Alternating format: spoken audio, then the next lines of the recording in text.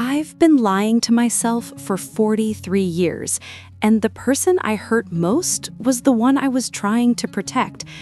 My name is Margaret, though everyone calls me Maggie. I'm 68 years old, and I live in a small coastal town in Maine, where the fog rolls in thick most mornings and the smell of salt and pine is as familiar to me as my own heartbeat. I've lived here my entire life, in this same house where I raised my children, where I buried my husband, where I've spent more nights than I can count staring at the ceiling, wondering if I made the right choice. The answer, I've come to realize, is that I didn't. But understanding why I made it, that's taken me a lifetime to figure out. I met James when I was 17. He was 19, home from his first year at college in Boston, working at his father's lobster boat operation for the summer. I was waitressing at the diner on Main Street, saving money for secretarial school. He came in one morning in late June, smelling like the ocean, his hands already rough from pulling traps, and he ordered coffee and blueberry pie for breakfast. "Pie for breakfast?" I asked him, one eyebrow raised. "Life's too short for boring breakfasts," he said, and smiled at me in a way that made my chest feel tight. He came back every morning that summer, sometimes for pie, sometimes just for coffee, always staying longer than he needed to, talking to me between my other tables. He told me about Boston, about his classes, about how he wasn't sure college was for him, how he felt more alive on the water than he ever did in a classroom. I told him about my dreams of moving to Portland, maybe even Boston, of becoming more than just a small town girl who'd never been anywhere. By August, we were inseparable. By September, when he was supposed to go back to school, he didn't. He stayed. For me, he said. We got married that December, a small ceremony at the Presbyterian church, my mother crying the whole time, though I never knew if they were happy tears or worried ones. I got pregnant 3 months later.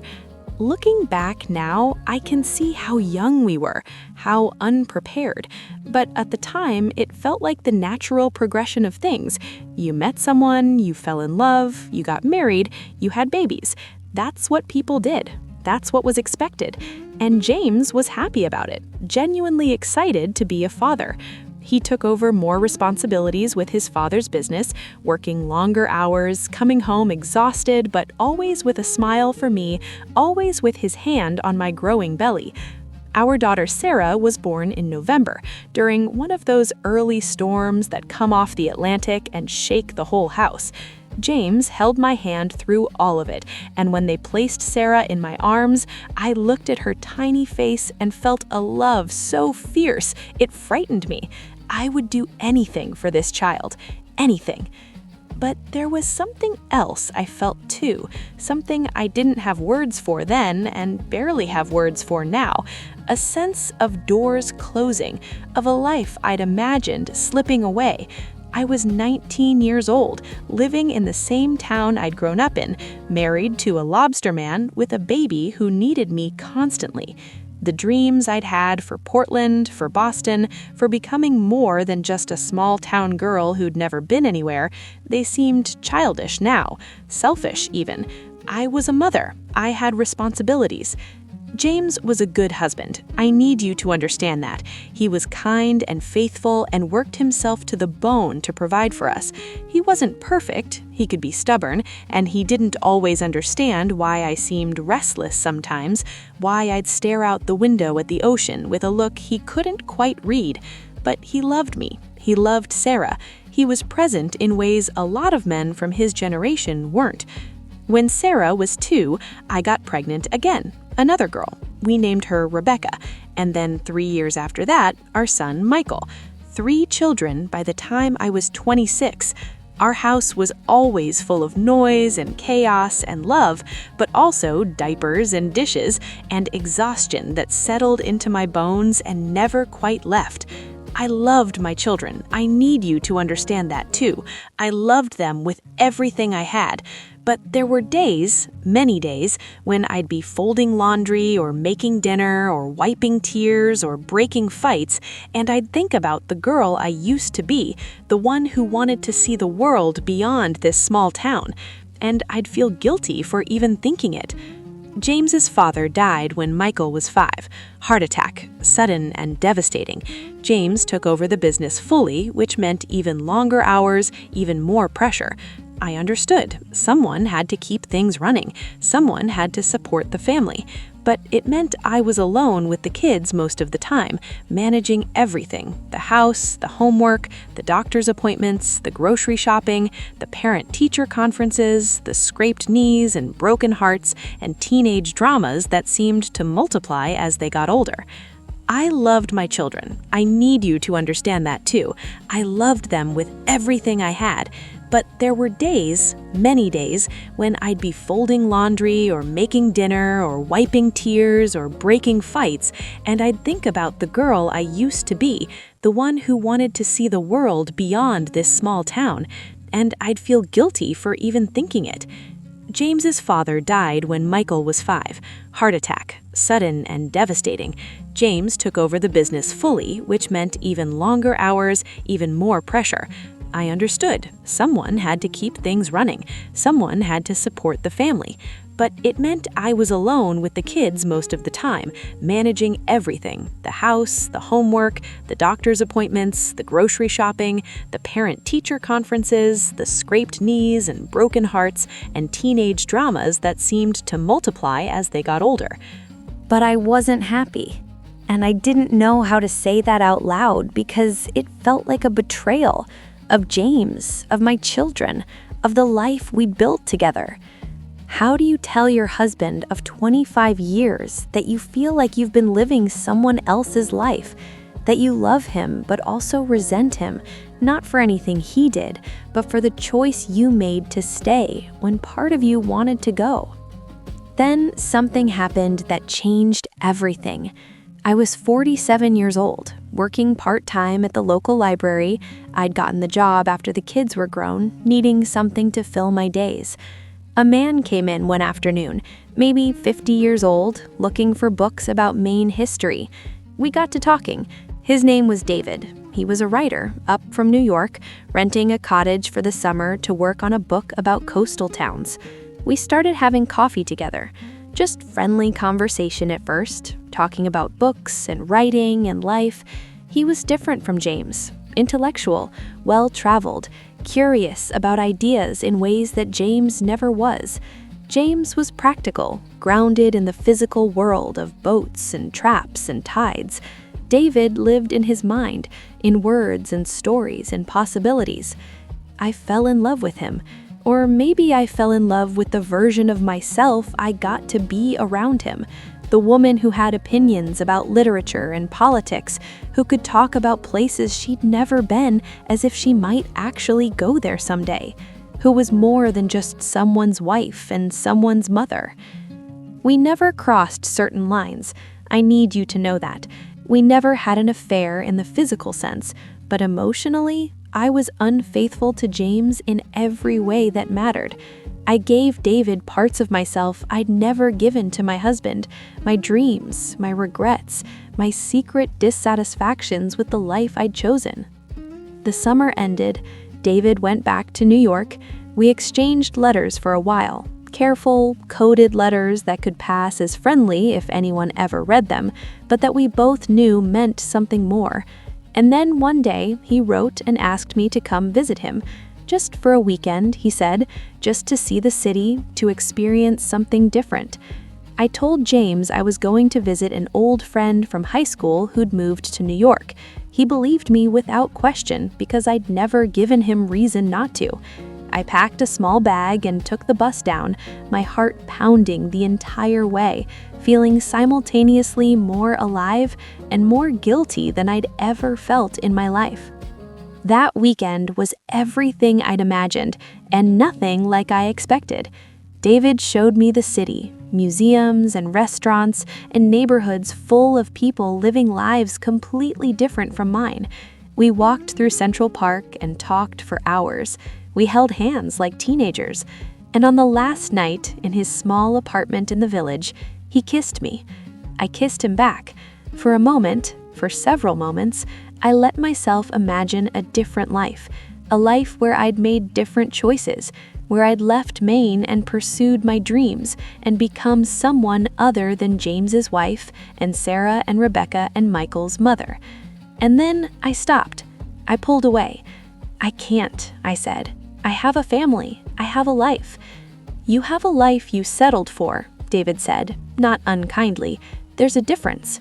He wasn't wrong, but he also wasn't entirely right, because as much as I'd felt constrained by my choices, as much as I'd mourned the life I didn't live, I also loved the life I had.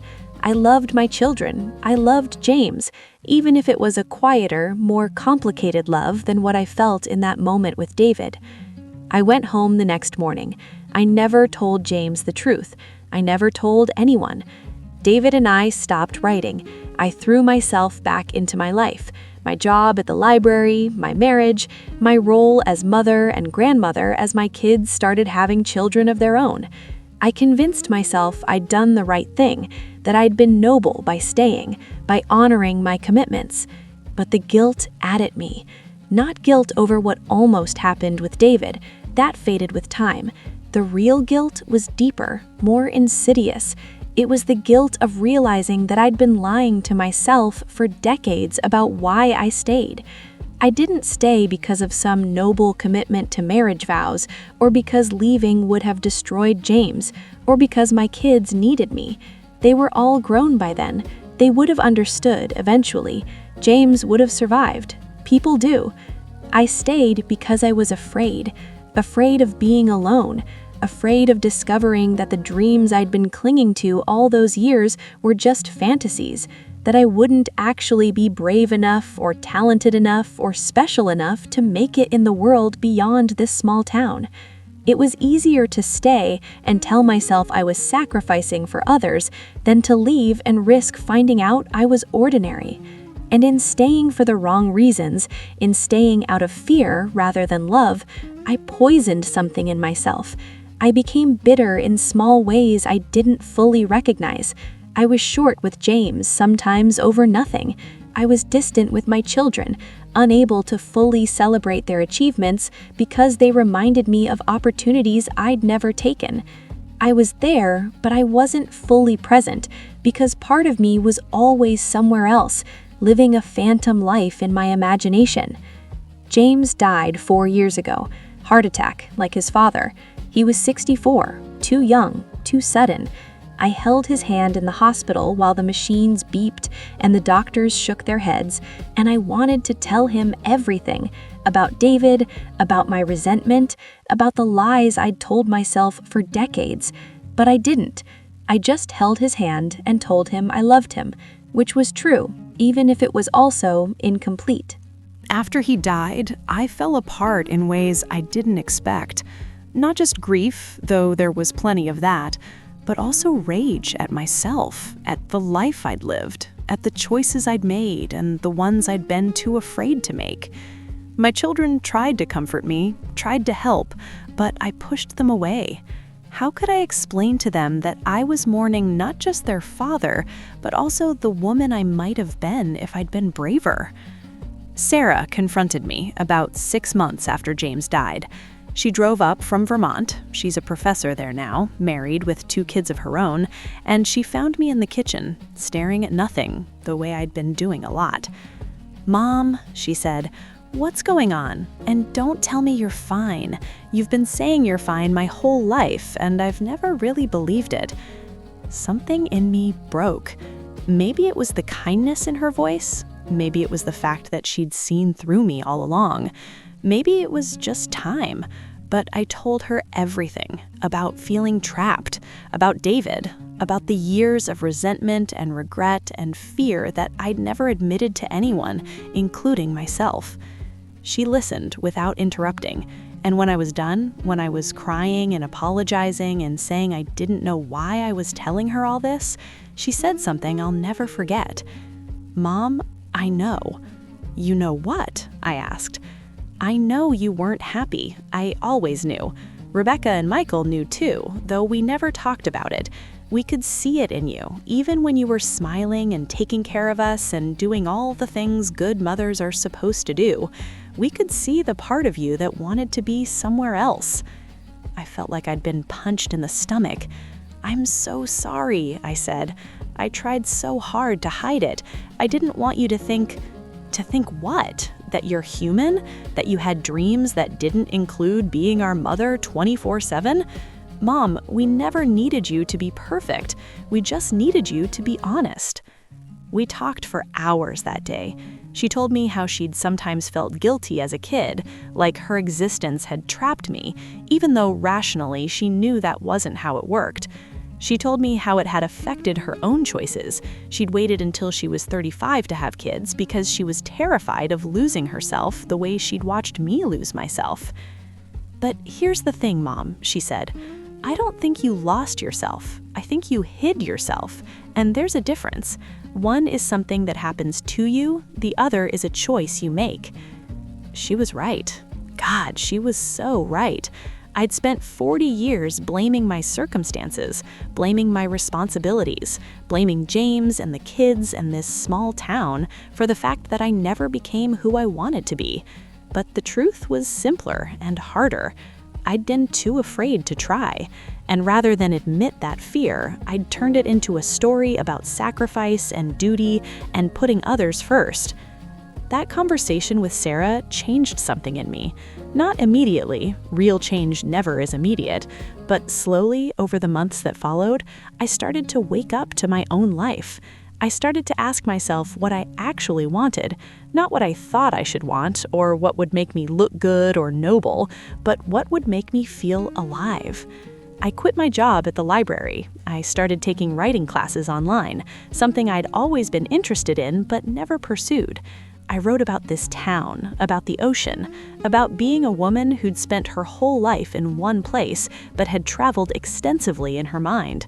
I wasn't very good at first, but I got better, and more importantly, I enjoyed it.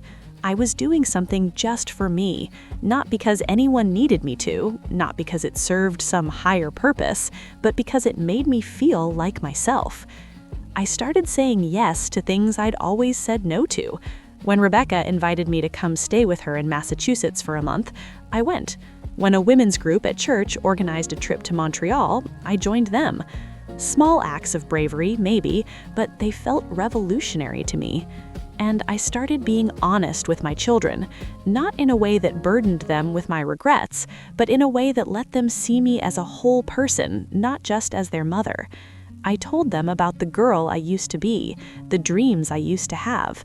I told them about the choices I'd made and the ones I wished I'd made differently. I told them I was proud of them, but also that my pride had sometimes been complicated by envy, and I was sorry for that. They didn't love me less for my honesty. If anything, we grew closer.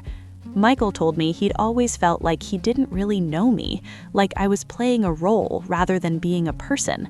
"Now I feel like I'm getting to meet my actual mom," he said. That made me cry, but they were good tears. I reconnected with David about a year ago. Not romantically, that moment passed decades ago, and we're both different people now. But I found him on the internet, sent him an email, and we started corresponding again.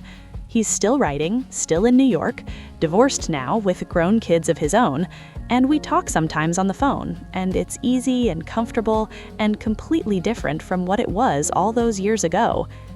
"Do you ever regret not staying?" he asked me once. I thought about it for a long time before answering. I regret not being braver. I regret letting fear make my decisions for me. But do I regret staying? No, not anymore.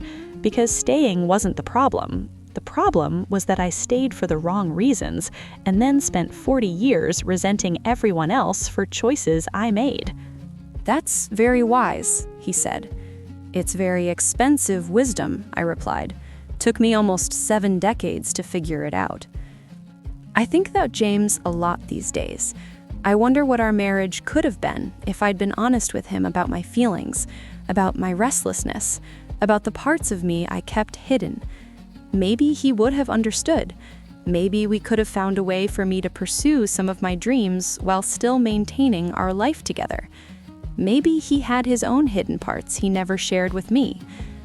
I'll never know, and that's something I have to live with. But here's what I do know.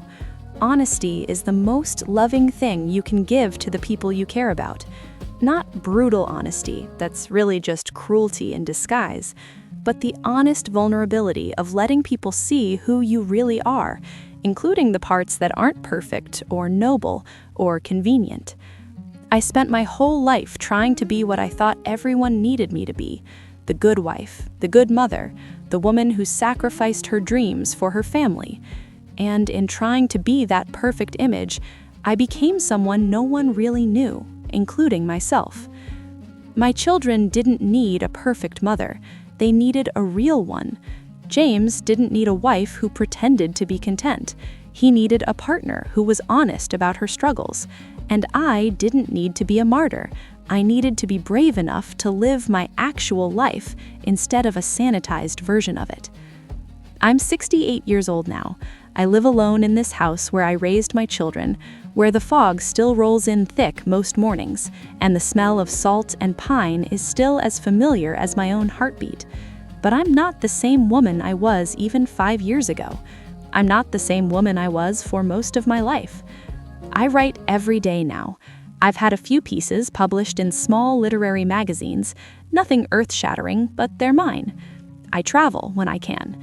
Last summer, I went to Ireland with a group from church, something the old me never would have done.